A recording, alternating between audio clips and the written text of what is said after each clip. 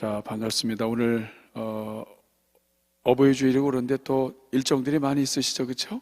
네, 바쁘실 것 같은데. 자, 우리 빨리 한번 달려가 보겠습니다. 자, 우리 1번부터 시작할게요. 자, 탕자로 알려진 둘째가 아버지에게 요구했던 것은 무엇이며 이것이 의미하는 것은 무엇입니까?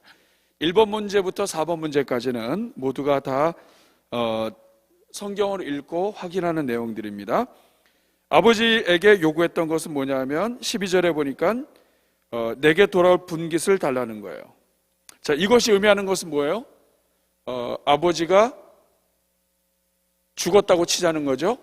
아버지를 무시하는 태도이고, 이것은 영적으로 죄로 인해서 하나님 없이 살아가는 인생들을 상징하는 것입니다. 그래서 아버지께서 살림을 나눠줬어요.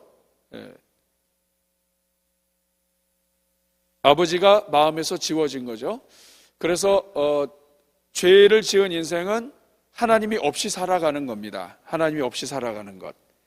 1번 문제는 이와 관련이 되겠습니다. 2번 문제 같이 읽겠습니다. 시작.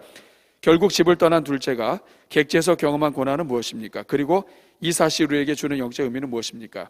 13절부터 보면 허랑방탕해서 재산을 낭비했습니다. 하나님을 떠나도 허랑방탕하지 않는 사람이 있을 수 있죠.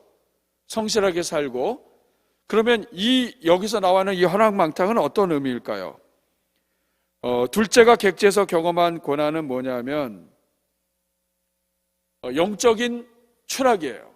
영적으로 계속 추락이에요. 처음에는 돈을 조금씩 돈이 있는 것처럼 자기가 가지고 있는 이것으로 살 수 있을 것 같은데, 하나님으로부터 호흡이 끊어지고 하나님의 영감이 끊어져 있는 인생은 자기가 아무리 많은 돈을 가지고 있어도 이것이 점점 줄어들어가는 것과 같아요.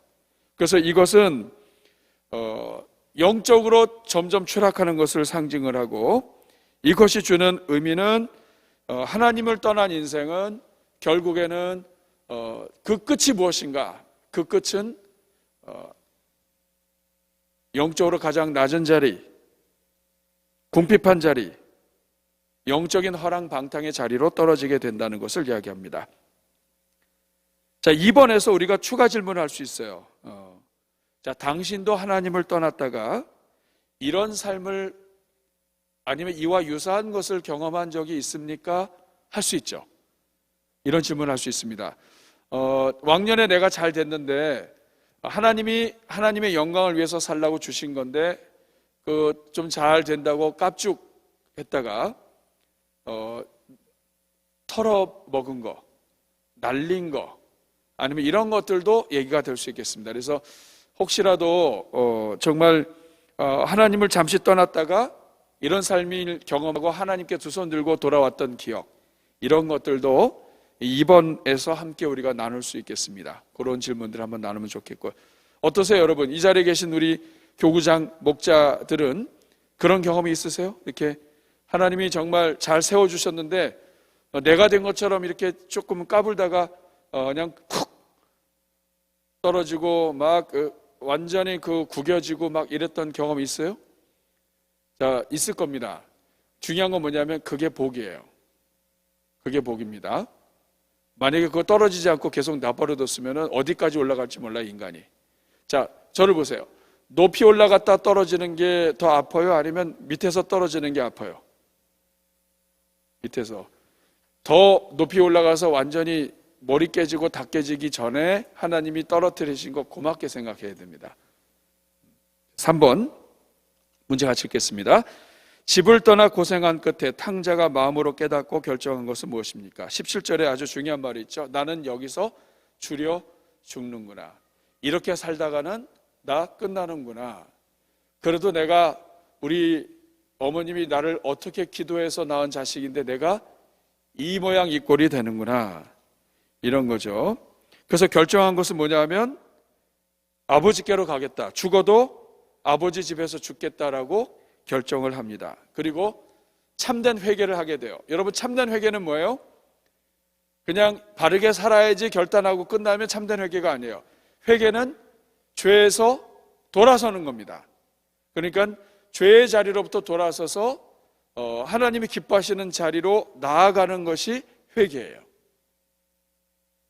지금 탕자는 참된 회개를 하고 새로운 삶을 살기로 결단을 해서 하나님의 은혜로 아버지 집에까지 갑니다. 어느 게 힘들까요? 회개하는 게 힘들어요? 아버지 집에 가는 게 힘들어요? 회개도 힘들어요. 근데 회개하고 아버지 집에 가는 건 더 힘들어요. 왜냐하면 자기가 잘못한 게 있기 때문에 사람들이 그 자존심 있고 막 이런 거 하다 보면 못 가요. 여기서 우리가 기도가 많이 필요합니다. 우리가 왜 자꾸 기도해 줘야 되냐면, 또 역사상에 보면 기도하는 어머니를 통해서 자식이 돌아온 이야기가 왜 반복적으로 간증이 되냐면, 누군가가 기도해 줄 때 그것이 동력이 돼요. 엄마가 날 위해서 기도해. 그래도 어머니가 날 위해서 기도하는데 그 어머니 믿는 하나님 때문에 내가 바르게 살아야 돼. 지금은 생각이 안 나요. 아주 결정적일 때, 정말 내 인생에 정말 낙심이 됐을 그때 나를 위해서 기도해 주시는 그분의 기도가 떠오른다고요. 어거스틴도 그렇죠. 어머니 모니카의 기도를 통해서 돌아옵니다. 우리 교구장 목자들도 마찬가지예요. 아직 주변에 돌아오지 않은 자식들이 있고 왔다 갔다 하는 자식들이 있어요. 우리가 할 수 있는 최선의 것은 기도해 주는 겁니다. 지금은 그 기도가 아무것도 아닌 약한 것처럼 보여도 그 기도가 자식이 결정적일 때 돌아오게 하는 하나님의 선물이 됩니다. 그리고 사람은 그래요. 내가 악심을 품고 정말 내 저 원수를 내가 갚으겠다고 딱 갔는데 갑자기 전혀 그러지 않고 그러지 않았는데 갑자기 불쌍한 생각이 들면, 제가 그런 간증 많이 듣습니다. 큰 돈을 떼먹었어요. 그래가지고 가서 확인하고 집어넣으려고 갔어. 근데 갔더니 거지야. 그래서 먹을 것도 못 먹고 있는데 아파서 다리까지 절어. 그러면 여러분 그거 집어넣을 수 있겠어요? 불쌍한 마음 생기잖아요. 그거 집어넣는 사람도 있어요. 근데 이 불쌍한 마음이 딱 생기면 한순간입니다. 에휴, 사람이 그래요. 마찬가지예요. 영적인 회심도 그래요. 하나님 안에서 하나님이 우리에게 생각 하나만 딱 주시면은 누구든지 돌아옵니다. 하나님이 생각 주시도록. 우연하게 똑같이 봤는데도 누구는 못 보던 것을 보고 그 똑같은 곳에서 하나님의 은혜를 볼 수 있도록 주여 눈을 열어 주옵소서. 주여 은혜를 주옵소서. 우리가 항상 기도해야 되는 줄로 믿습니다. 혹시 우리 교구장 목자들 가운데 정말 하나님 안에서 더 세워져야 될 우리 남편, 또 아내, 또 우리 자식들, 또 집안 식구들이 있다면 하나님께서 여러분들의 기도에 응답해 주시기를 주님의 이름으로 축복합니다. 자, 우리 4번 문제 같이 읽겠습니다. 시작. 아버지는 방탕하게 살다가 돌아온 둘째 아들을 어떻게 맞이하고 있습니까? 자, 어떻게 하셨습니까? 6가지가 나와요. 첫째는 아버지가 바깥에서 기다리고 계셨어요. 두 번째는 아버지가 달려가셨어요. 세 번째는 목을 끌어안고 입을 맞추셨습니다. 그리고 22절 이후에 보면 네 번째는 아버지가 좋은 옷을 주시고, 다섯 번째는 손에 가락지를 끼우고, 그리고 여섯 번째는 발에 신을 씻기셨습니다. 이게 아버지가 다 하신 일이에요. 그리고 24절, 25절은 아들 개인에게 한 것이 아니라 전체에게 한 거죠. 뭐냐면 살찐 송아리를 잡고 잔치를 하는 거예요. 그래서 잔치까지 포함하면 7가지를 아버지가 자식에게 하세요. 이 7가지 세트는 하나님이 누구든지 하나님께로 돌아오는 자들에게 주시는 세트예요. 교회에서 어떤 직분을 가졌든지, 아니면 얼마나 큰 사고를 쳤든지, 사람을 죽였든지, 아니면 무엇을 했든지 간에 어쨌든 자기의 상한 심령을 가지고 하나님 앞에 나와 회개하는 모든 자들에게 주시는 세트예요. 7번째는 사실 우리가 잘 경험 못할 때가 많아요. 그런데 누가복음 15장에는 이걸 3번이나 기록하십니다. 잃어버렸던 양 한 마리를 찾게 될 때 나머지 모든 식구들과 친구들 불러가지고 잔치를 열어요. 그만큼 하나님은 한 영혼이 돌아오는 것에 대해서 그 영혼을 끌어안고 껴안는 것에 대해서 하나님은 너무나 기다리고 계세요. 그러니까 이게 참 오늘 우리에게 중요한 겁니다. 내가 볼 때는 참 밉고 어떻게 저런 인간이 있는가 하는 생각할지 모르지만 그 인간은 하나님이 그토록 돌아오시기 원하시는 하나님의 자식인 거죠. 그리고 나하고는 좀 스타일이 달라서 자꾸 부딪힌다 할지라도 여러분, 우리가 하나님 안에서 사랑하고 축복해야 되는 것을 계속해야 되는 이유는 그 사람이 정말 하나님 안에서 돌아와서 하나님 안에서 끌어안는, 하나님을 끌어안는 은혜가 있도록 기도해 줘야 돼요. 교회에서 중직을 하고 있어도 하나님을 전심으로 끌어안는 일을 경험하지 못한 사람이 있을 수 있습니다. 은혜는 받았어요. 하나님은 믿어요. 직분도 있어요. 교회에서 중요한 일을 해요.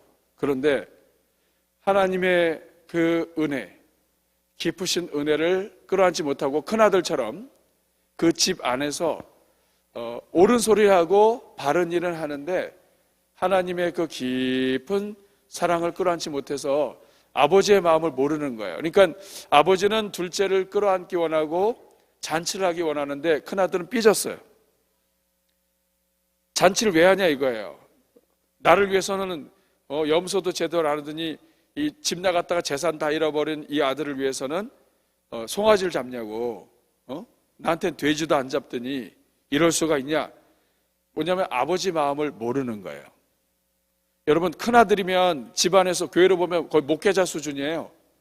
그런데 이 큰아들이 아버지 마음 몰라요. 당회원이에요. 교회의 중직이에요. 중요한 자리에 회장이에요. 그런데 아버지 마음을 몰라요. 이럴 수가 있어요, 없어요? 마스크를 쓰니까 할 수가 없어요. 있어요? 없어요? 이게 이제 안 보여. 똑같아가지고. 그럴 수 있어요. 그래서 기도해 줘야 돼요. 뭐냐면 누군가가 교회에서 중직에 있는데 그 사람 때문에 자꾸 잡음이 난다든지 아니면 이런 일이 일어나면 기도해 줘야 되는 거예요. 그게 기도할 때 하나님, 정말 하나님을 깊이 끌어안는 깊은 은혜가 그 삶 속에 펼쳐지게 해 주십시오. 어떤 죄인도 끌어안으시는 은혜가. 이 큰아들에 의해서 보듯이 집안에서 성실하게 했던 사람일수록 이게 더 세요. 윤리잣대. 한국교회 어르신이 없다고 그래요. 어르신. 저는 그 말이 무슨 말인지 압니다. 어르신이 없다. 이 말은 뭐냐면 후배들이 일을 하다 보면 실수할 때가 있고 잘못할 때가 있어요. 그 어르신의 역할은 뭐냐면 어르신은 후배들을 세우기 위해서 자기가 대신 죽는 게 어르신이에요. 어르신이 마이크 잡고 나와가지고 정치하는 데 나와서 후배들이 잘못했을 때 뭐 기운실이라든지 아니면 뭐 이런 데 어르신이 나와가지고 후배들 까고 한국교회 까고 이렇게 하는 게 그건 어르신이 아니죠. 그 형이죠, 형. 어르신은 뭐냐면 그 사람들을 살리고 자기가 죽는 게 어르신이에요. 내가 죽음을 통해서 이거 다 우리가 잘못해서 그런 거 아닙니까? 사실은 우리가 앞에서 모범을 보여야 되는데 그러지 못해서 이렇게 됐다. 이것은 저들의 잘못이 아니라 앞에서 달려온 우리의 잘못이다 라고 누군가가 한국교회에서 얘기했다면 달라지겠죠. 근데 그게 아니에요. 어떤 장자리에 있거나 그러면요, 자 나와서 남 지적하고 까고 그 다음에 한국교회 걱정이다 그리고 한국교회는 자기 혼자서 다 하는 것처럼 여기고 어르신이 없는 거예요. 진짜 어르신은 뭐냐면 후대를 살리고 죽는 게 어르신이라고 생각해요. 그게 어르신 아니에요? 하나님이 어르신이잖아요. 하나님이 하신 일이 뭐예요? 하나님이 인생들을 살리기 위해서 하늘 보좌를 버리고 오셔가지고 십자가 달려 죽으신 거예요. 진정한 영적인 어르신이 하는 일은 후배들을 위해서 죽는 거라고요. 근데 죽지 않고 형으로 계속 남아있는 거예요. 윤리 선생님 계속해서 지적하고 선생님으로 계속 있으면 그것도 필요해요. 그런데 그것만 가지고는 안 되는 거죠. 오늘 4번이 아버지의 모습, 어르신의 모습이에요. 하나님 아버지 어르신의 모습이에요. 7가지 특징이 있다고 함께 나눴습니다. 5번 문제 같이 읽겠습니다. 시작. 당신은 당신의 부모님과 형제들 그리고 자녀들과 이렇게 함께 껴안았던 순간이 있었습니까? 그때가 언제였는지 나눠봅시다. 이거는 잘 한번 의도적으로 질문한 내용이에요. 어버이 주간 주일을 지나면서 특별히 우리 한국은 윤리적인 게 많아가지고요, 부모님과 안아본 적이 많이 없어요. 특별히 우리 한국의 아버지들은 아주 차디차셔가지고, 왜냐하면 아버지들도 희생자예요. 왜냐하면 그 아버지의 아버지들로부터 이렇게 안아봄을 당한 게 없어. 그러니까 본인도 이렇게 안겨본 적이 없는데 이 자식을 안기가 서먹하죠. 사람 배운 대로 하니까. 남편과 아내도 마찬가지예요. 여기서 이 안는 것은 정말 힘들고 어려웠고 괴로울 때 이렇게 그저 편 들어주고 안는 것도 되지만, 정말 마음으로 다가가서 마음으로 격려하고 마음이 이어지는 거, 참 잘 안 돼요. 그냥 부부도 그냥 살고요, 그냥 다 사는 거예요. 앞으로는 이런 부분이 더 중요한 것 같습니다. 항상 중요했죠. 자, 자녀들과 이렇게 함께 껴안았던 순간이 있었습니까? 자, 부모와 형제들은 둘째 치고라도 여러분들의 자녀와 이렇게 한번 껴안아 본 적이 있어요, 최근에? 목사님, 어디 눈에 보여야 얘기하죠. 떨어져 있지만 마음으로 껴안고 또 통화로 껴안을 수 있는 방법이 있는지, 그때가 있었다면 언제였는지, 어떻게 하면 그런 껴안는 순간을 마련할 수 있을지 한번 서로 나누면 좋겠습니다. 자, 6번 문제입니다. 본문에서 탕자의 아버지는 하나님 아버지의 마음을 대변하고 있습니다. 탕자의 아버지를 통해 알 수 있는 아버지 하나님의 모습은 어떤 모습이에요? 아버지 하나님은 어떤 분이세요? 자, 아버지 하나님은 어떤 분이신가요?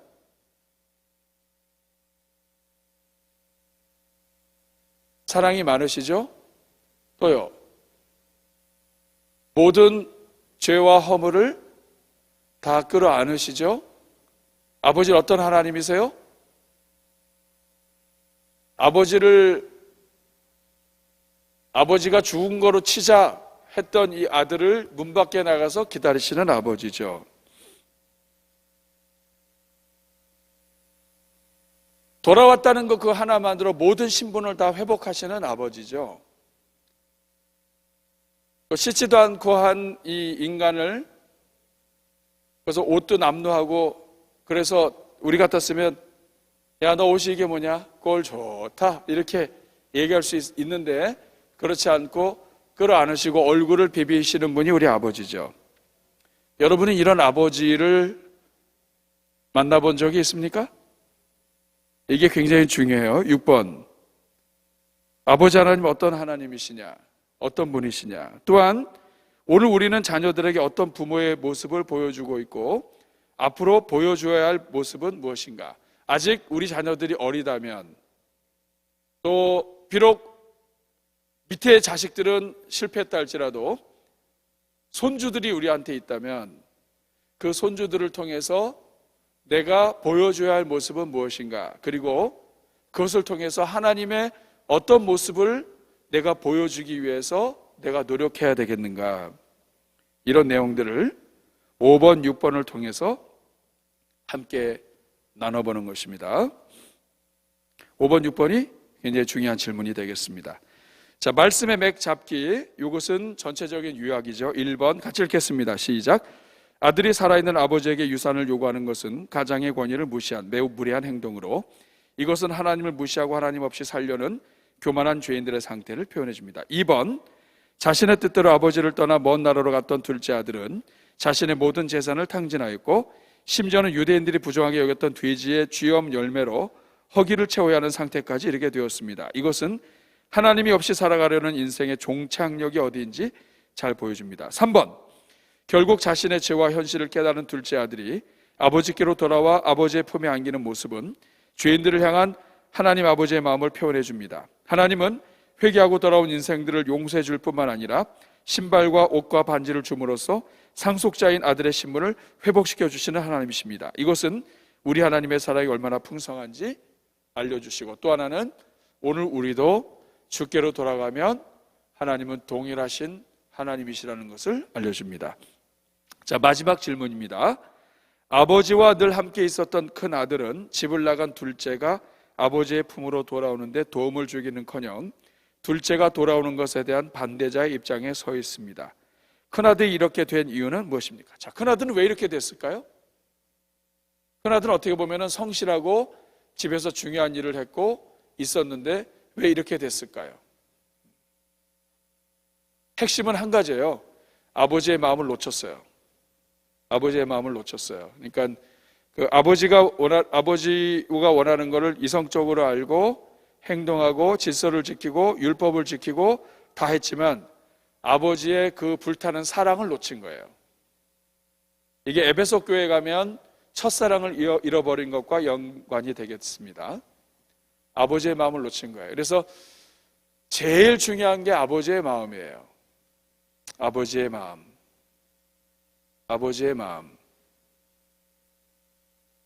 하나님 아버지의 마음을 놓치면 목회도 사역도 다 놓치게 됩니다. 우리가 알고 있는 어떤 윤리와 이것이 기준이 아니라 하나님 아버지가 항상 마음이 기준이 되어야 됩니다. 자, 본문을 묵상해 볼 때 이 땅에 먼저 구원받은 성도들이 아버지께 효도할 수 있는 방법은 무엇입니까? 먼저 구원받은 사람들이 이러한 아버지의 마음을 알 때, 자, 아버지의 마음에는 율법이고 뭐고 다 없어요. 제가 이단 얘기를 하나 하면 이단에 빠진 많은 사람들이 교리가 잘못된 걸 알아요. 어느 순간 딱 되면 이거 잘못 들어왔구나 알아요. 그런데 거기서 빠져나오는 것은 자기 의지가 있어야 되거든요. 그런데 자기 의지로 안 나옵니다. 왜냐하면 기존 교회에서는 자기가 인정을 못 받았어요. 그런데 이단에서는 자기를 인정해주고 아껴주고 다 거짓이에요. 그 인간을 빼먹기 위한 거예요. 교리가 잘못됐기 때문에 사기치는 거예요. 그럼에도 불구하고 자기를 존중해 주는 거예요. 이거는 참 우리가 생각해 봐야 됩니다. 건전한 교리를 갖고 있고 바른 믿음을 갖고 있는데 우리는 그런 감동을 못 준다는 거예요. 결국 잘 따지고 보면 어디까지 들어가냐면 하나님 아버지의 마음을 교회가 놓치는 데에서 결국 나오는 거예요. 교회가 병든 거죠. 하나님 아버지의 마음으로 끌어안고 하나님 아버지의 마음으로 영혼들을 대한다면 우리가 그렇지 않을 텐데 자꾸만 우리가 자라나온 환경이 우리를 지배하는 거예요. 도덕적인 가정에서 자라게 되면 하나님 아버지의 그 도덕적인 부분이 은사로 돼서 좋은 장점도 발휘할 수 있지만 그것이 하나님 아버지의 마음을 아는 걸림돌이 돼요. 바리새인들이 그랬어요. 바리새인들은 율법에 대해서 너무나 잘 알았기 때문에 그 율법을 뛰어넘으시는 하나님, 율법으로는 문둥병자나 이런 사람한테 손을 대면 안 돼요. 그렇죠? 예, 그건 부정한 거예요. 그런데 예수님은 율법을 뛰어넘으셔서 문둥병자에게 손을 내밀어요. 율법주의자들은 뭘 생각하냐면 그러면 예수님이 손을 댔는 순간에 예수님이 부정해진 것이냐 부정이지 않은 것이냐 이거 가지고 따지는 거예요. 근데 그것을 뛰어넘는 게 뭐냐면 하나님의 마음이거든요. 하나님은 너 같은 모든 사람들이 터치하지 않는 그러한 인생이라 할지라도 하나님은 너를 사랑하신다 하는 표현으로 손을 대신 건데 하나님 아버지의 마음이 모든 율법을 뛰어넘는 거예요. 그래서 성경의 가장 큰 계명은 하나님을 마음과 뜻과 정성을 다해 사랑하는 것이고 이웃을 사랑하는 것인데 이것이 성경 전체의 지렛대라는 거죠. 모든 성경의 지렛대가 되는 거예요. 뿐만 아니라 너희가 서로 사랑하면 이로써 너희가 내 제자인 줄 알고 사랑은 율법의 완성이다. 이 말은 뭐냐면 모든 율법에는 사랑이 빠지면 그 율법은 율법의 가치를 발휘 못하는 거예요. 우리가 근데 이걸 말씀으로 알아요. 그러면서 이게 안 된다고요. 순서를 바꿔야 됩니다. 순서를 다시 바꿔서 하나님의 사랑이 늘 기초가 되고 아버지의 마음이 늘 이 중심에 있어야 돼요. 이거 놓치면 교회가 형식화되고 생명을 잃어버릴 수가 있어요. 저는 이번 한 주 동안에 5월의 가정의 달에 지난 금요일 날에도 우리 강사 와서 진행하는데 참 많은 것을 생각하게 됐어요. 계속해서 이제 매주 금요일마다 진행되는데 우리 목장 식구들 잘 격려하셔서 함께 오시고 또 참여하시면 좋겠고요. 이번 한 주 동안에도 먼저 하나님, 우리 이 자리에는 교구장, 목자, 목회자, 교회 직분자들, 중직자들이 먼저 하나님 아버지의 마음으로 가득 차게 하여 주옵소서. 우리가 어디를 가든지 하나님 아버지의 마음이 먼저 나갈 수 있도록, 그리고 나 자신부터가 정말 하나님 앞에 안기는 것이 무엇인지를 체험할 수 있도록 하나님, 이 5월에 우리 교구장 목자들에게 하나님 복 내려 주옵소서.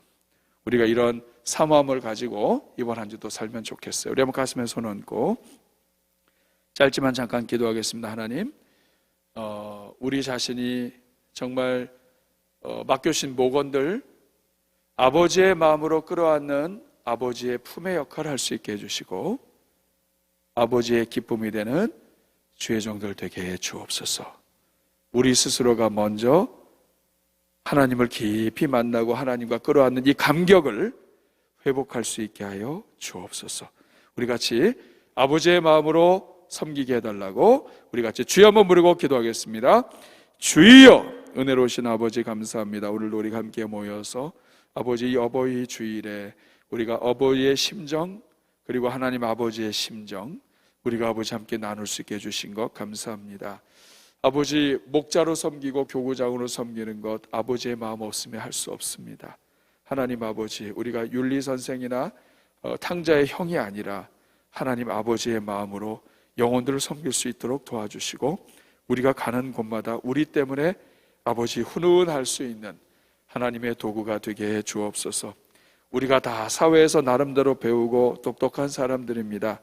그러나 똑똑한 것이 교회 세우는 것이 아니라 아버지의 마음이 없기 때문에 교회가 갈라지고 하나님의 주님의 제자 소리 듣지 못하는 것입니다.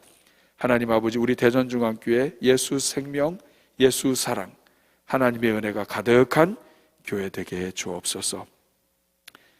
자비로우신 주님, 이 자리에 우리 목장 섬기는 우리 목자들과 교구장들을 축복합니다. 하나님, 우리가 다 영혼들을 섬기는 주의 종들인데 아버지의 심장이 없이 영혼들 섬길 수 없습니다. 맡겨주신 영혼들 정말 아버지의 마음으로 섬길 수 있게 해주시고 영혼들을 볼 때마다 아버지 정말 죄인을 끌어안으시는 그 하나님 아버지의 마음으로 우리가 섬길 수 있게 해 주옵소서. 우리가 자식 농사도 참 쉽지 않습니다. 한번 화내고 참지 못하고 아버지 사랑이 아니라 불을 던져놓고 아버지 그거 뒷감당하느라고 고생하는 게 우리 인생인데 하나님 이 시간 간절히 소원합니다. 우리에게 정말 불처럼 뜨거운 하나님의 사랑을 주셔서 우리가 가는 곳마다 아버지의 도구가 되게 해주시고 우리가 팔을 벌릴 때마다 하나님의 품이 주변의 영혼들에게 드러날 수 있도록 도와주시옵소서. 이 자리에 있는 모든 우리 교구장 목자들 위해 복 내려주시고 이번 한 주도 지켜주시기를 바라올 때 예수님의 이름으로 축복하며 기도하옵나이다. 수고하셨습니다. 감사합니다.